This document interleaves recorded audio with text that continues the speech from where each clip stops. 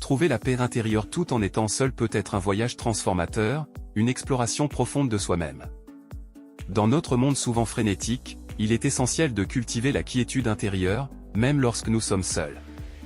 Voici 8 astuces pratiques pour vous guider sur ce chemin apaisant. 1. La méditation guidée. Offre une porte d'entrée vers un monde intérieur de calme et de tranquillité. Elle va au-delà de la simple pratique méditative en invitant à une exploration guidée de l'esprit et de l'âme. Trouvez un endroit tranquille, dépourvu de distractions. Cela peut être un coin de votre maison, un parc tranquille ou même sous un arbre majestueux. Créez un espace propice à la relaxation. Adoptez une position confortable, que ce soit assis sur un coussin de méditation ou allongé. L'objectif est de permettre au corps de se détendre afin que l'esprit puisse suivre. Commencez par porter attention à votre respiration. Inspirez profondément, sentez-les rentrer dans vos poumons, puis expirez lentement. Concentrez-vous sur chaque souffle, laissant aller les pensées extérieures. Utilisez une introduction guidée pour vous aider à vous immerger dans l'expérience. Vous pouvez utiliser des enregistrements audio, des applications de méditation ou même créer votre propre script pour vous guider. Explorez vos sensations intérieures. Portez attention aux tensions dans le corps et relâchez-les. Connectez-vous à vos émotions sans jugement, simplement en observant. À la fin de la méditation guidée, prenez un moment pour vous réveiller doucement. Ne vous précipitez pas pour revenir à votre réalité quotidienne. Laissez l'expérience s'ancrer en vous. La clé de la réussite avec la méditation guidée réside dans la constance. Pratiquez régulièrement, même pendant de courtes périodes, pour accumuler les bienfaits au fil du temps. La méditation guidée devient ainsi une porte ouverte vers un monde intérieur paisible. En suivant ce chemin, vous pouvez découvrir la paix intérieure même lorsque vous êtes seul, vous permettant de naviguer à travers les défis de la vie avec une sérénité renouvelée. 2. Le journaling. Fait référence à la pratique d'écrire de manière régulière et réfléchie dans un journal personnel. C'est une activité introspective qui permet à une personne d'exprimer ses pensées, émotions, expériences et réflexions de manière écrite. Cette forme d'écriture intime peut prendre différentes formes, allant de simples comptes rendus quotidiens à des explorations plus profondes de soi. Le journaling offre un espace sûr pour exprimer librement ses pensées et émotions sans craindre le jugement extérieur. Cela permet à l'auteur de se connecter avec ses sentiments les plus profonds. Écrire dans un journal encourage la réflexion personnelle. Les auteurs peuvent explorer leurs idées, leurs préoccupations, leurs réussites et leurs défis, les aidant ainsi à mieux comprendre leur propre vie et leur parcours. Le journaling peut servir de catharsis émotionnelle en permettant à l'auteur de décharger ses émotions, de faire face au stress et d'explorer des solutions potentielles à des problèmes personnels. Écrire de manière créative dans un journal peut stimuler la créativité. Certains utilisent le journaling comme un moyen d'explorer de nouvelles idées, d'écrire des poèmes, des histoires courtes ou même de griffonner des croquis. Certains types de journaling peuvent également servir de moyen de planification et d'organisation. Des agendas, des listes de tâches et des objectifs peuvent être consignés pour aider à rester organisé et concentré. Des études ont suggéré que le journaling peut avoir des bienfaits psychologiques, tels que la réduction du stress, l'amélioration de la santé mentale et le renforcement de la résilience émotionnelle. Le journaling peut prendre diverses formes, y compris le journal intime traditionnel, le bullet journal, une méthode de planification créative, le journal de gratitude, où l'on note ce pourquoi on est reconnaissant, et d'autres formes personnalisées. En somme, le journaling est une pratique personnelle flexible qui peut être adaptée aux besoins et aux préférences individuelles. C'est un outil puissant pour la croissance personnelle, la réflexion et le maintien de l'équilibre émotionnel. 3. La nature comme refuge. Évoque l'idée que la nature peut servir de sanctuaire ou de refuge, un endroit où l'on peut trouver la paix, la tranquillité et un équilibre émotionnel. C'est une reconnaissance du pouvoir apaisant et régénérant de la nature sur le bien-être mental et émotionnel des individus. La nature, avec ses paysages, ses arbres, ses cours d'eau et ses montagnes, offre une atmosphère naturelle apaisante. Les sons, les odeurs et la vue de la nature ont le pouvoir de calmer l'esprit et de réduire le stress. Pour beaucoup, la vie urbaine est souvent associée au bruit, à l'agitation et à l'activité constante. Se réfugier dans la nature offre une évasion de cette frénésie, permettant de retrouver un sentiment de paix et de calme. Être en contact avec la nature permet de se reconnecter avec la terre et ses cycles naturels. Cela peut favoriser un sentiment de stabilité et d'appartenance à quelque chose de plus vaste. Des études ont montré que passer du temps en plein air, que ce soit à marcher dans une forêt, à contempler un lac ou à simplement s'asseoir dans un parc, peut avoir des effets positifs sur la santé mentale en réduisant le stress, en améliorant l'humeur et en favorisant la clarté mentale. La nature offre une esthétique unique et souvent magnifique. L'observation de la beauté naturelle, que ce soit le lever du soleil, la floraison des fleurs ou la vue d'une montagne imposante, peut inspirer un sentiment d'émerveillement et de gratitude. Être dans la nature offre l'occasion de pratiquer la pleine conscience, de s'immerger complètement dans le moment présent, en appréciant pleinement les sensations et les détails de l'environnement naturel. La nature rappelle souvent l'importance des choses simples et essentielles de la vie. Cela peut encourager une perspective plus équilibrée sur les priorités et les préoccupations quotidiennes. En somme, la nature comme refuge reflète la conviction que la nature peut servir de havre de paix, offrant un moyen naturel de restaurer l'équilibre émotionnel et de trouver le calme intérieur.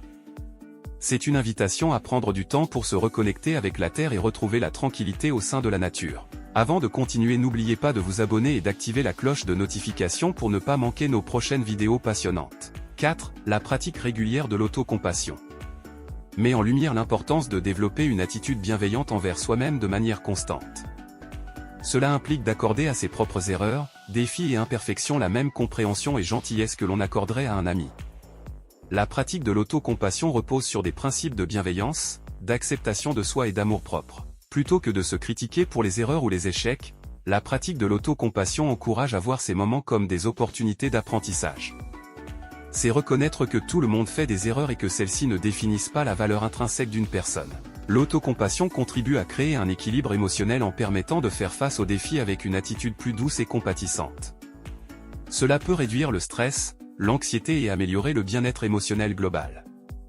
Plutôt que de s'engager dans une critique constante et négative envers soi-même, la pratique de l'autocompassion encourage à adopter une voie intérieure plus positive et encourageante. En intégrant l'autocompassion dans sa vie, on favorise la croissance personnelle. Les défis deviennent des occasions d'apprentissage plutôt que des obstacles insurmontables. La pratique régulière de l'autocompassion est une démarche consciente et intentionnelle visant à créer un espace émotionnel plus positif et à cultiver une relation bienveillante envers soi-même. Elle offre une base solide pour naviguer à travers les hauts et les bas de la vie avec résilience et gentillesse envers soi-même.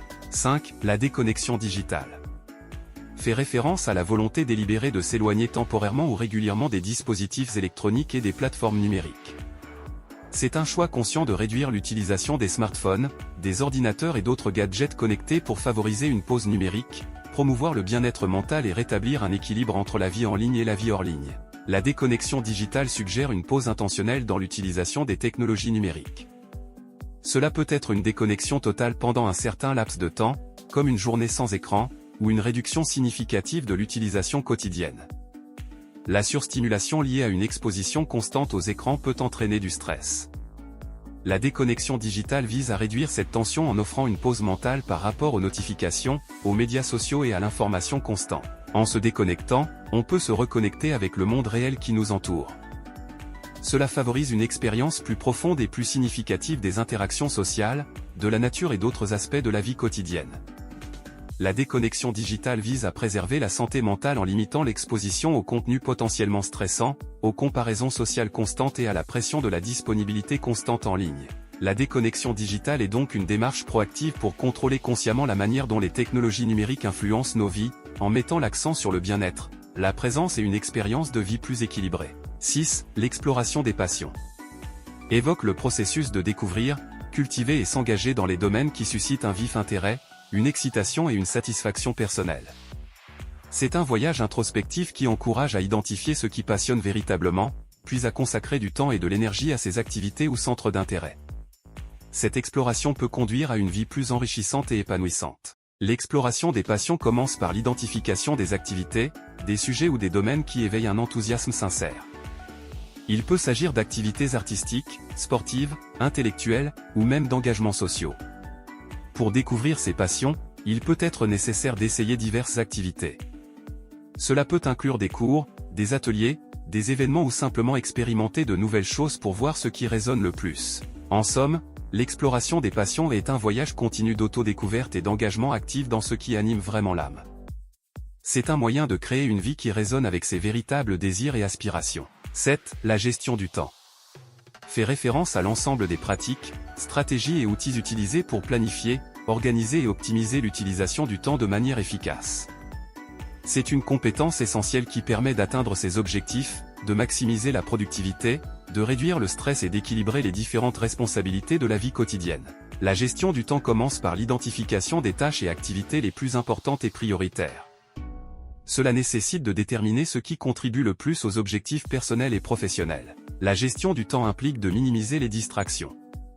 Cela peut signifier éteindre les notifications, créer un environnement de travail propice à la concentration et établir des périodes dédiées aux tâches sans interruption. Une gestion efficace du temps vise à maintenir un équilibre sain entre les obligations professionnelles et les engagements personnels. Cela contribue à éviter l'épuisement professionnel et à promouvoir le bien-être global. En résumé, la gestion du temps est un ensemble de compétences et de pratiques qui permettent de maximiser l'efficacité, d'atteindre ses objectifs et de mener une vie équilibrée.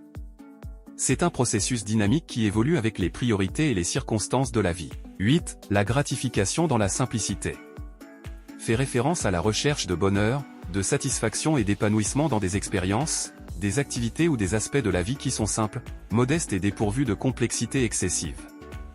C'est une approche qui valorise les plaisirs simples, les petits moments de joie et les éléments de la vie quotidienne qui apportent une réelle satisfaction. Cette approche implique souvent une réduction de l'importance accordée aux biens matériels et une focalisation sur les expériences, les relations et les moments qui ont une valeur intrinsèque.